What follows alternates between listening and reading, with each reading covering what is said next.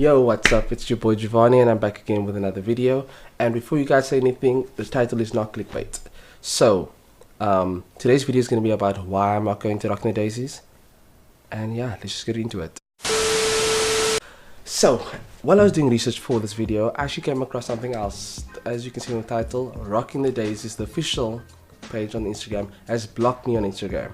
And I really don't have odds for this. It might have something to do with the fact that I've been low-key bashing them here and there maybe, but as you guys can see on screen, they've actually blocked me on Instagram. And I found this out while I was doing research for the video today to tell you guys about why I will not be attending Rockin' the Daisies this year. So I think we should take it back to 2018, last year, about why I did attend Rockin' the Daisies.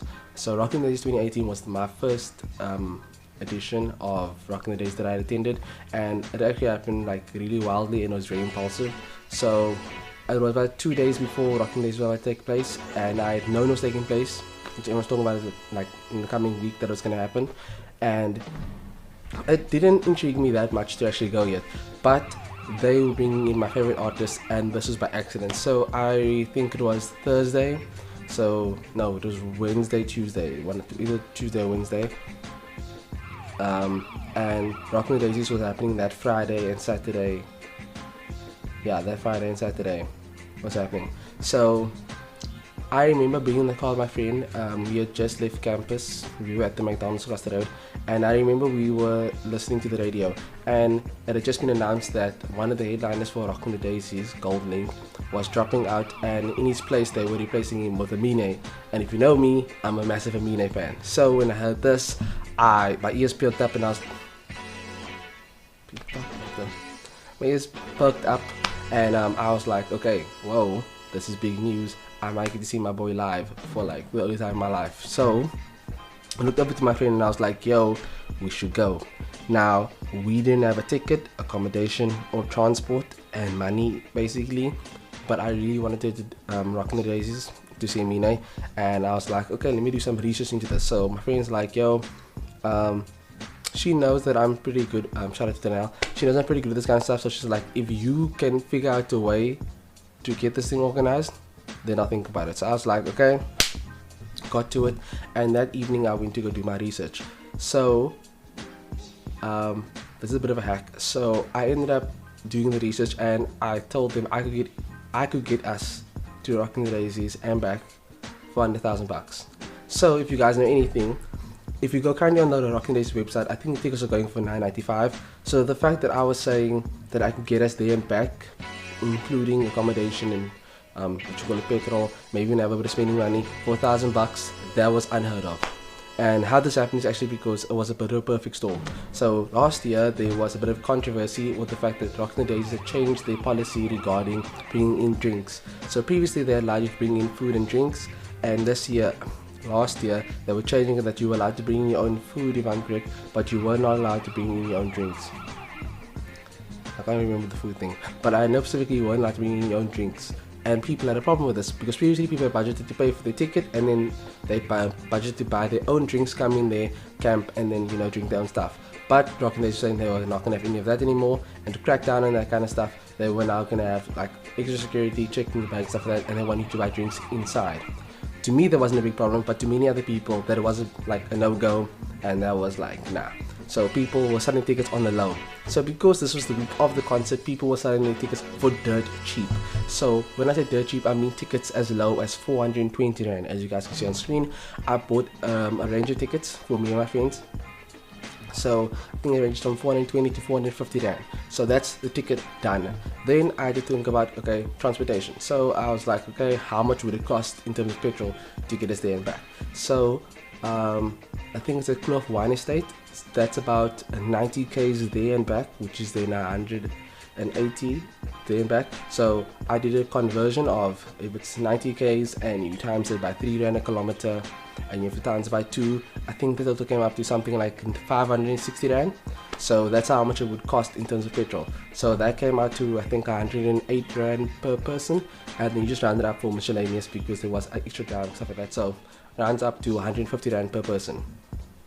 That's then petrol done, and then we have to do accommodation. Now this is very difficult to get done because of the fact that I didn't think we had enough time to actually go camping and figure out that kind of stuff, and I didn't want to do camping because of the fact that I heard about like what you'd have to do in terms of like cold showers and stuff like that. I wasn't down for that, so I wanted private accommodation.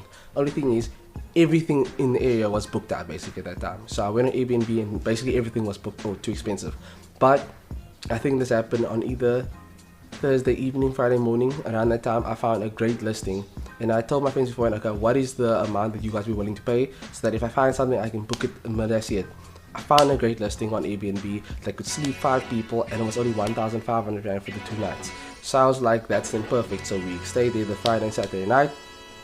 1,500 rand is 5 people, that's only 300 bucks, and your total, as you can see, comes out to 900 rand, and that still leaves 100 rand spending money. So the money some people would have spent on a ticket to go to Rock and Daisies, I got done as accommodation, ticket, and petrol. So everything was sorted, and since that time I had a great time rocking it. So I mean, Friday they had a great lineup. I think they had Youngster, then Amine, so that was fucking amazing. Did I just swear? Okay, I'll just leave it out. So that didn't happen. Sorry, mom. Where was I? So I had a great time at the event. So Friday, great lineup. I got there. We came a bit late, so we came at the beginning of Youngster's performance, and then that was just in time to then see Amine come on, and it was amazing. It was everything I wanted it to be, and I probably would have been happy with just that. But obviously, the weekend did progress further. We saw Amine live, amazing. Then we went to one of the, I don't know what to call, a club, whatever. Spent there till the early hours in the morning, 2-3 o'clock. Then we went back to accommodation. That was a bit rocky about finding it and everything like that, but in the end we did end up getting there only the next morning. I think we checked in around 6-7 o'clock, and because of that break, they actually gave us 2 extra free nights. So for the 1.5 that we paid, we got to stay there from Friday to Monday afternoon. So yes, our money actually went further than what we expected to, but came back the next day. Saturday they had I remember I watched Majid Jordan, then I watched who was it? There was a local artist, Majid Jordan, Shane Eagle, and then Black. Yes, those are the 3 artists. So to me that was like wow, like, and I had a great time seeing all of them, and I enjoyed the most of all Black, seeing him. So that was amazing. So all in all, I had a great time at Rockin' the Daisies, and then the next day we spent all just lounging around at the Airbnb.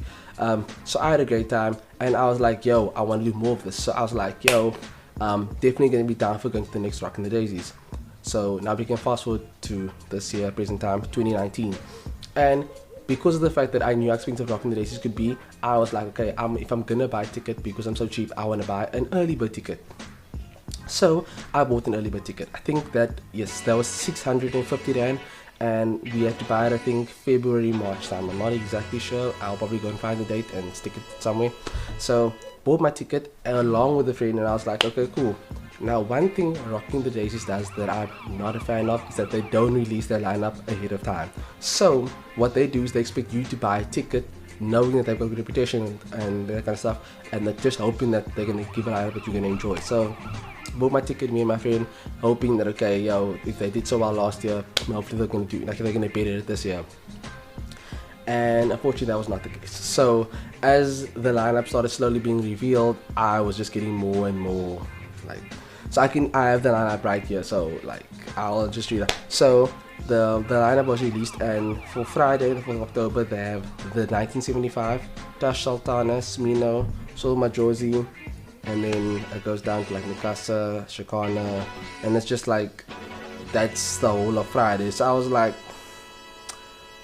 because I still remember when they did the roll up, because I remember like they do it one at a time. So the first headliner was 1975, and I was like, tell me they're kidding, right? Like, who's this even? Like, never heard of this band. Went online to check on YouTube.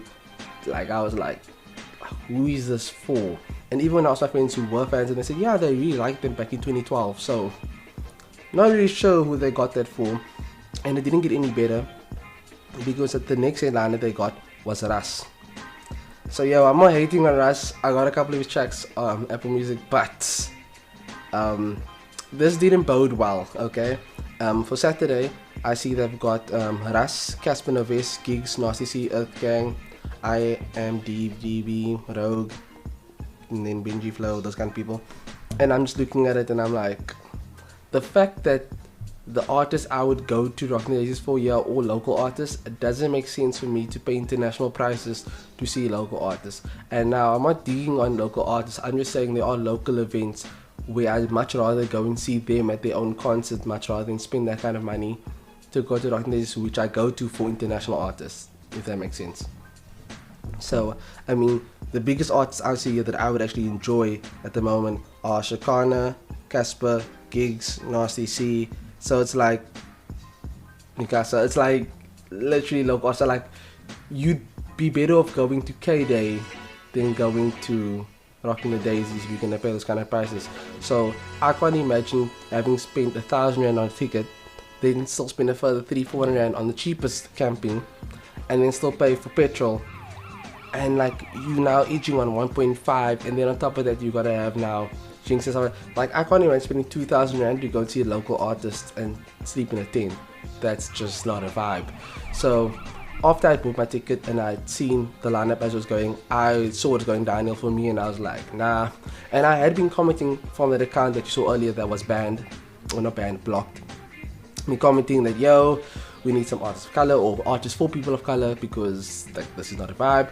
And they weren't answering really, because I understand they gave us local artists, but I wanted, like, I don't know, a Khalid or anything in that vein is what I was looking for. And the fact that they couldn't do that, I was kind of like, nah, I'm rather gonna bounce. So sold my ticket on Ticket Pony, and I was like, deuces. And after that came out, I actually saw another festival that's also held in South Africa but held in Joburg called Afro-Johannesburg. I think it's being held over New Year's Eve. So for those of you interested, the lineup does include big artists such as Solange, Miguel, Masejo, Goldlink, Destruction Boys, and Rico Nassi, just to name a few.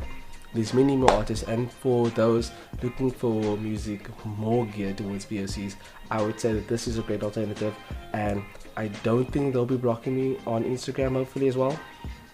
But yeah, that's just my take on this whole situation. So if you guys enjoyed, please remember to like, comment, subscribe, or follow me on Instagram. And yeah, I'll see you guys in the next one. Hope you enjoyed. Bye.